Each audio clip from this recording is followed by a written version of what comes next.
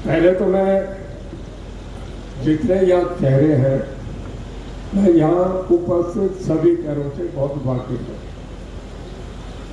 समय वक्त बदल जाता है, लेकिन कुछ चीज़ें बदलती नहीं।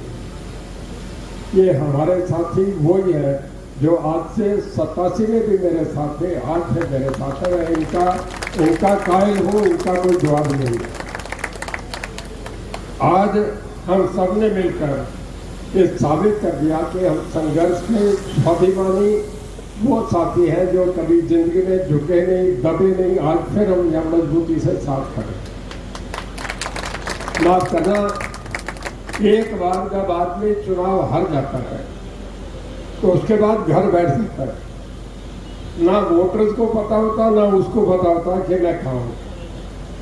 पर हमने तो देवीलाल से सीखा है कि कभी संघर्ष को थमने नहीं देना चाहिए, अपनी लड़ाई जिंदा रखनी चाहिए। लोग तुम्हारे साथ हैं, लोगों को मरने नहीं देना चाहिए। जो जवान है उनके जज्बों को, उनकी बातों को ध्यान में रख के अपनी लड़ाई जारी रखनी चाहिए। मैं कह रहा हूं कि धूप कितनी भी तेज हो, समुद्र सूखा नहीं करते। ये वो साथी है जिन्हें किसी बात की परवाह नहीं, कोई पैसा याद है, कौन जीत जाए कौन हार जाए, इस बात की परवाह नहीं। ये सदा से मेरे साथ है, बहुत मजबूती से साथ है। मैं अभी कुरुक्षेत्र गया, यमुनानगर गया और नागौर गया, जो हरिद्वार इलाका है।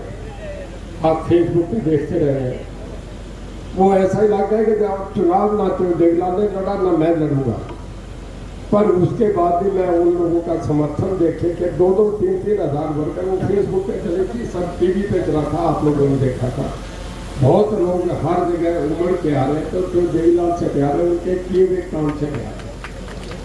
उन्होंने कुछ जीवन में ऐसे काम कर दिए जो कोई नहीं कर सका।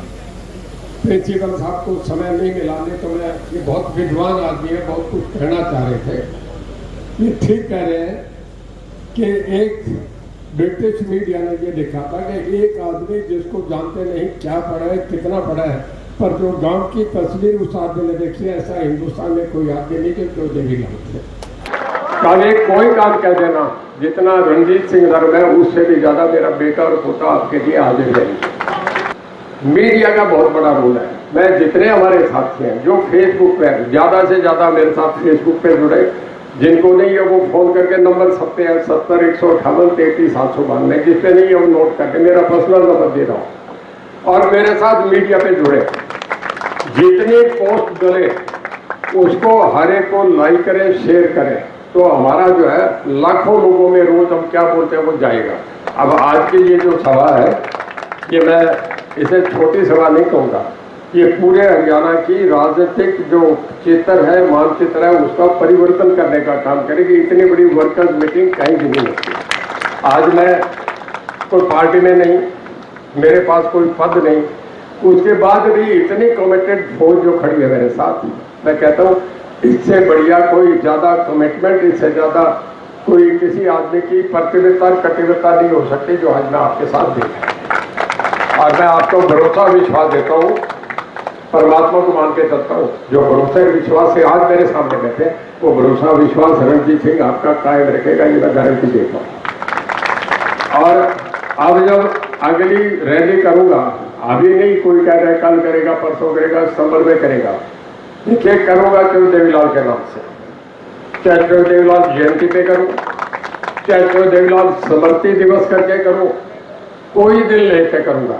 और उस दिन मैं जितने वर्कर बैठे, मैं आपसे एक कहूंगा कि यहाँ सब बहुत मजबूत साथी बैठे हैं। हर आदमी, आज देख रहा हूँ मैं यहाँ 4000 5000 के बीच वर्कर बैठे हैं, 5 हल्कों के बैठे हैं।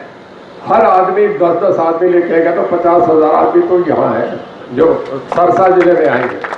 जो मैंने कई बार करी है, 2 बार तो मैंने खाड़िया में करी, घुटाए तब भी करी, जब नड्डा साहब इंदौर ला दिया तब भी करी, सोनिया गांधी आई तब भी करी, एक बार हुडा आपका स्टेडियम है उसमें, जो हुडा पार्क में, उसमें भी मैंने करी।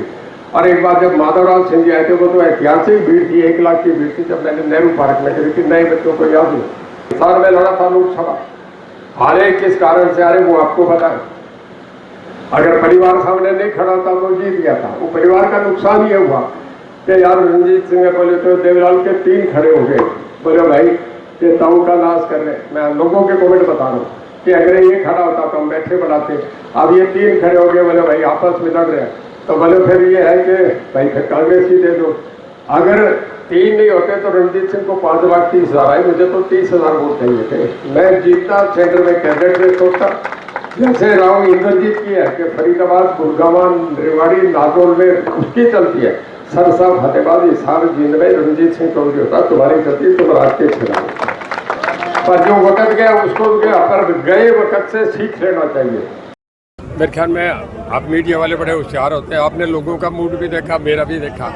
इससे ज़्यादा सक्सेसफुल मैंने बहुत वर्कर्स मीटिंग करी है। मैं समझता हूँ आज तक के सब रिकॉर्ड टूटे हैं। 5,000 वर्कर आके ये हो जाना बहुत बड़ी बात है।